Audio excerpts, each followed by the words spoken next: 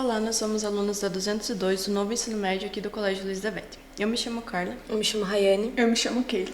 E no podcast de hoje a gente vai estar trazendo um pouco da história do rádio desde sua criação até os dias atuais.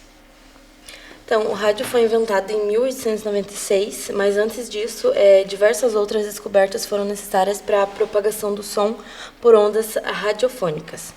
Em 1888, com Henrique Hertz, ele verificou a existência de variações de correntes pelo ar e descobriu que as ondas eletromagnéticas são o principal motivo para conseguirmos transmitir voz, música e até mesmo fotos sem precisar de fios.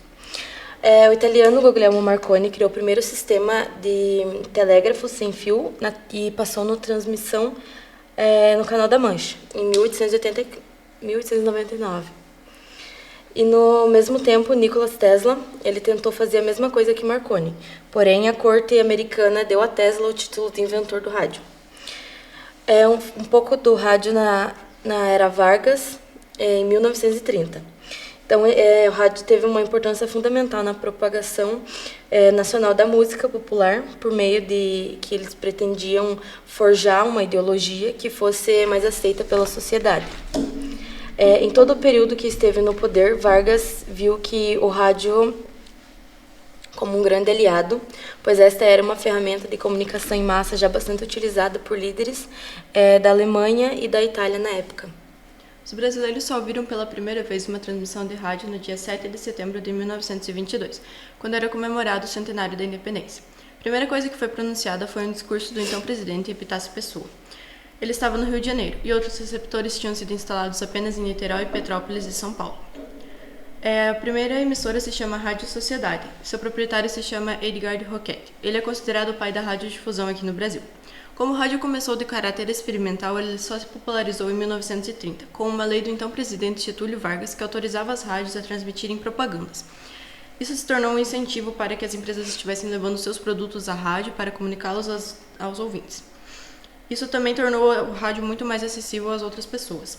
Uma curiosidade é que o programa A Voz do Brasil é o programa mais antigo do Hemisfério Sul. Ele foi transmitido pela primeira vez em 1935.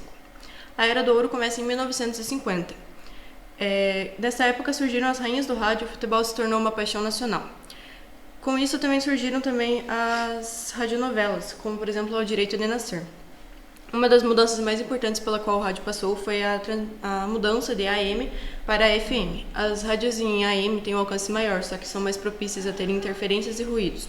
E as rádios em FM têm um alcance menor, mas têm uma qualidade muito mais elevada. Tanto que alguns aparelhos atuais, como celulares e tablets, nem conectam mais em AM. Bom, o rádio tem passado por algumas adaptações no seu formato de transmissão. Com isso, as emissoras elas têm buscando se adequar com a tecnologia e fazendo com que o som fique cada vez mais forte. O rádio já virou imagem, já está na internet e está se aperfeiçoando. Os ouvintes têm mudado sua forma de se reconectar com a rádio.